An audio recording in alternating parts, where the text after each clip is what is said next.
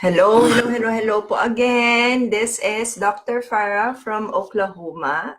And good evening po sa mga nanonood dyan sa Pilipinas. Okay? So let's see who will be the first one to say, wow! Say hi. Sean Krisha Testado. Wow. Sorry, ate. Yeah. Sorry, Melanie Barcenas Fabria. You were just a little slow on the draw today. Sorry, Miss Melanie, hindi ko nanalo. Si Sean Krisha Testado ang nanalo ngayon. Hi to everyone. I just want to say hello to everyone. Hi to Miss Elizabeth Balpenas. Hi, Miss Shemi Rasol. Lites HG. Ayan. So we are being joined by so many people right now. Thank you for always watching and for always tuning in at Dr. Farrah. So today, before we start, we're gonna do a disclaimer first. Okay po? Sure. This is Gabby.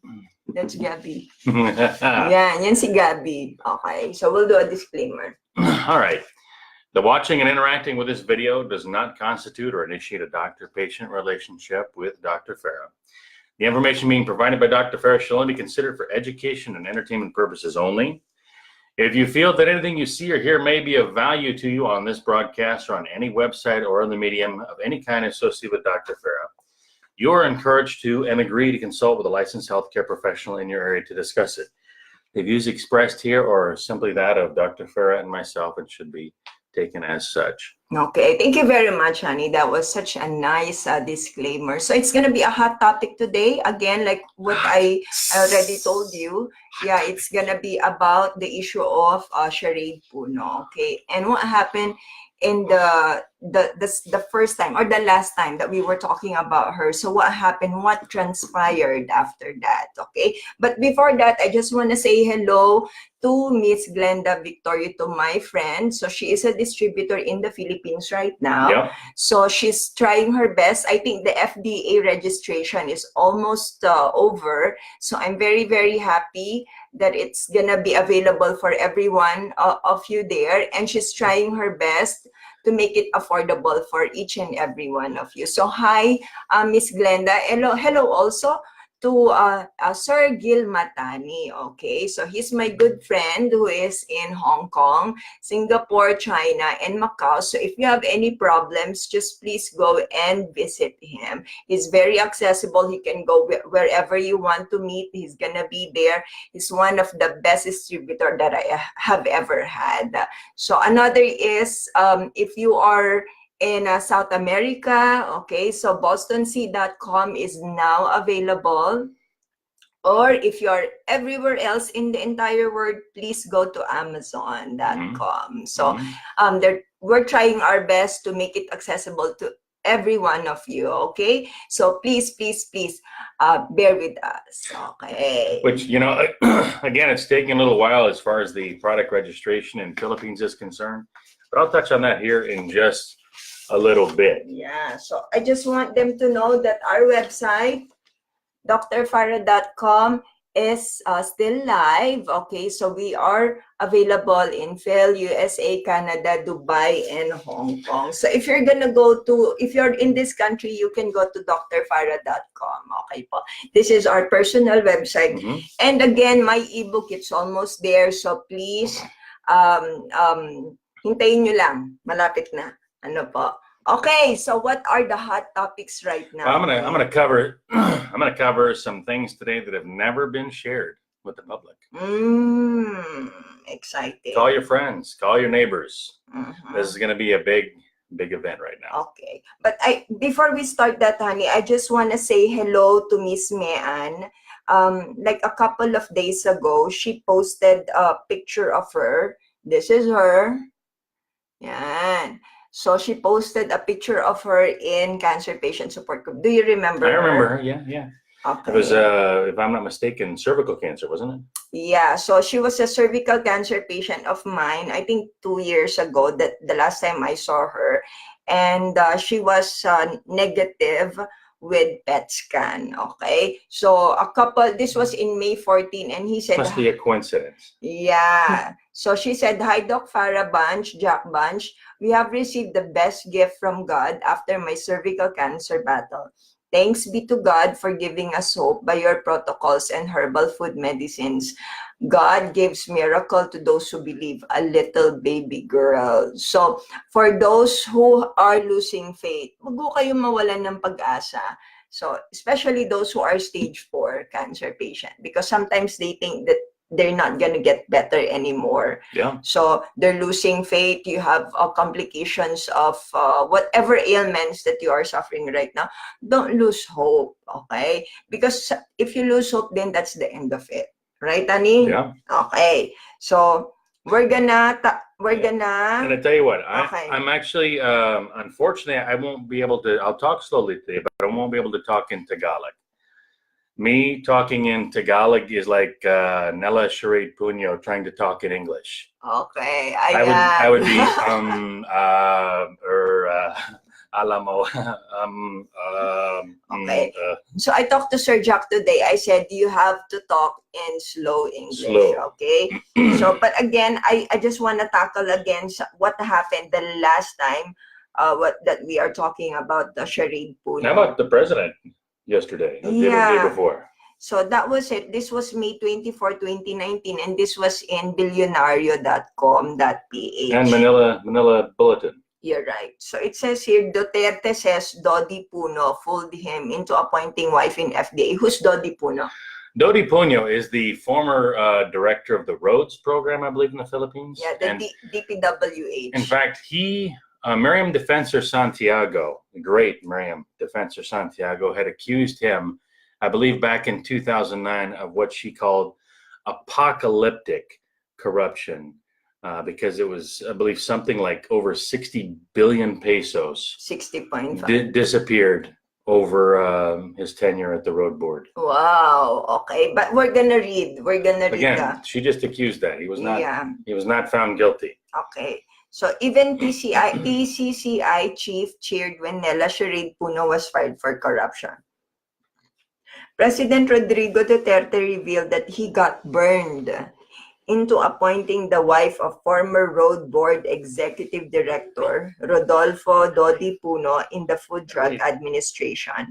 Say hello, Henry. Hello. In a speech in Davao City, so this was in Davao City, Duterte said he appointed Puno's wife, Nella Charade, to the FDA only as a favor because Puno helped him during the 2016 campaign. He described Puno as marunong or cunning for picking the FDA, which he didn't realize was a gold mine for the corrupt. Yeah. Mm-hmm. So Duterte said, marunong yung mga Puno. Wala. Sabi ko noon pagkatapos na hindi ko alam na gold mine pala yan sa mga corrupt, said Duterte in a speech in Davao City. Duterte said that when he was informed about the corruption allegations against Puno's wife, he did not hesitate to pull the trigger and fire her immediately. He expressed no regrets, noting that even the head of one of the biggest business organizations in the Philippines cheered her axing.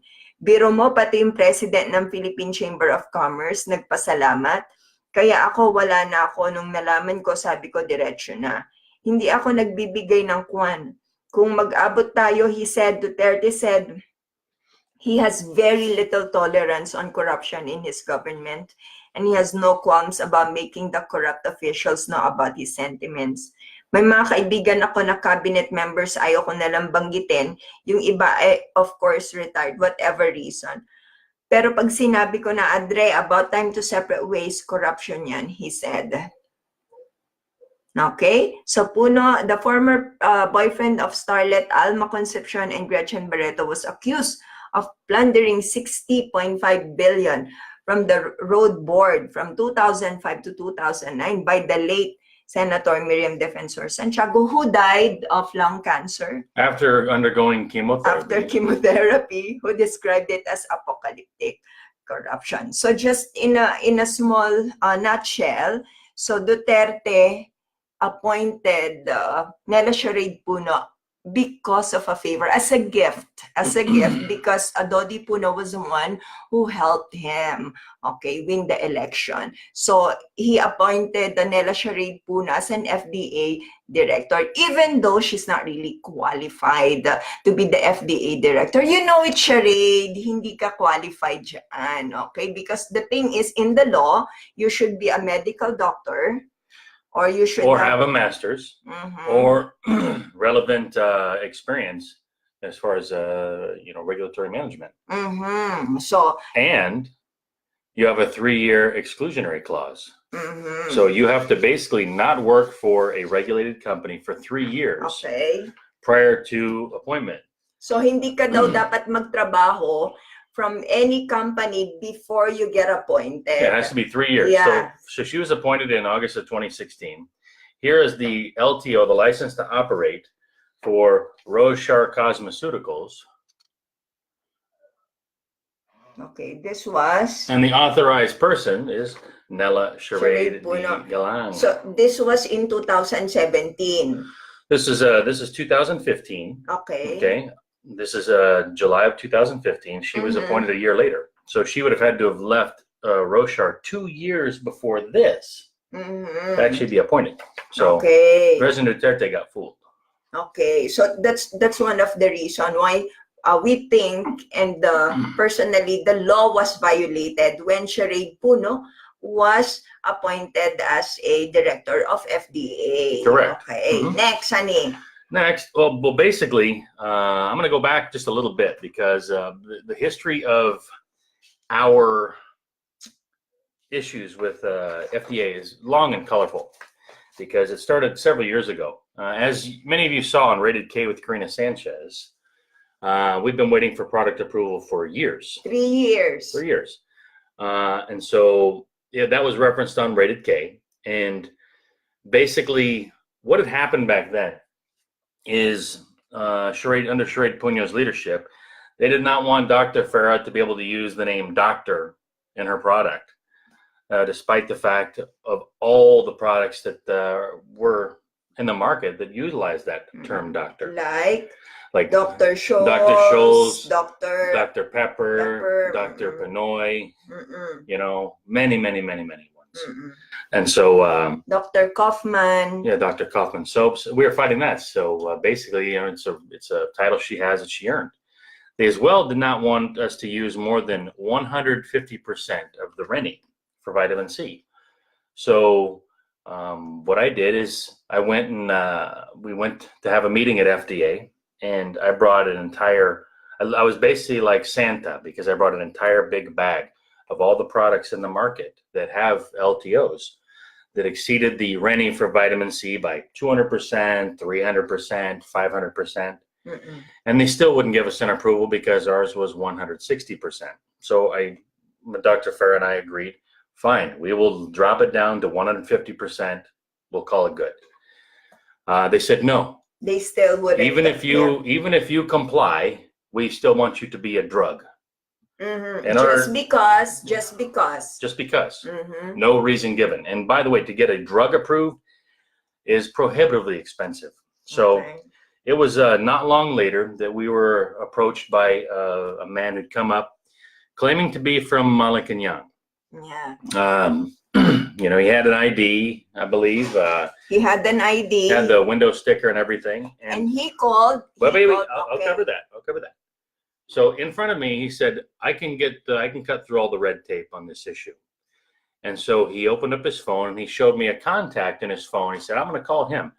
I don't know that it was Dodi Puno, but the name in the phone contact was Dodi Puno.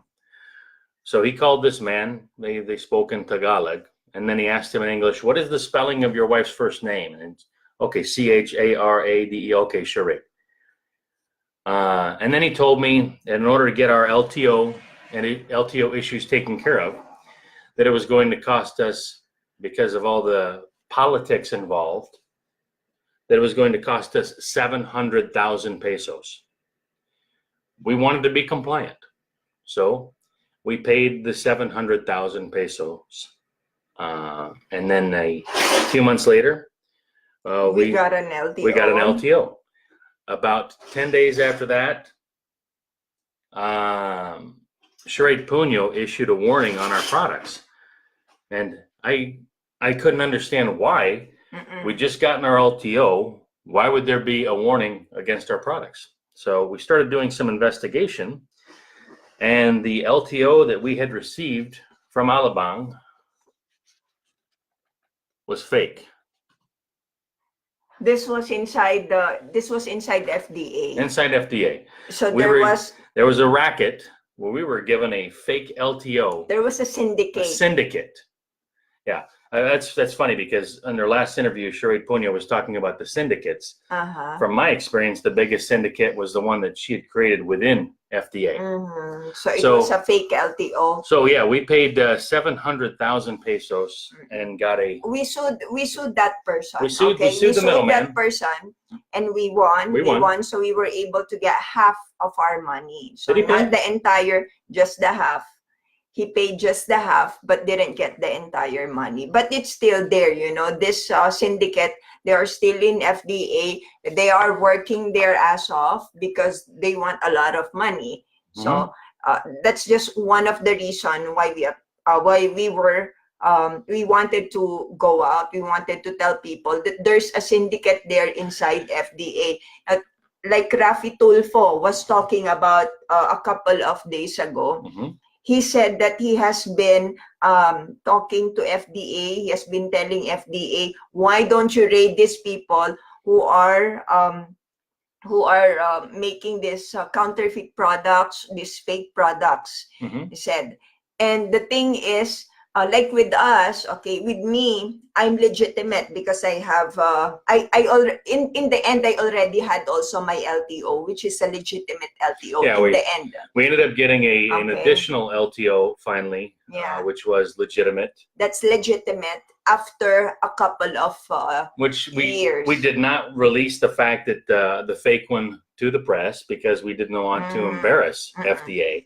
Because they were giving us a hard enough time already that we didn't want to aggravate that situation at all. We just wanted to be compliant and be left alone. So after that, like when they closed me, I was legitimate.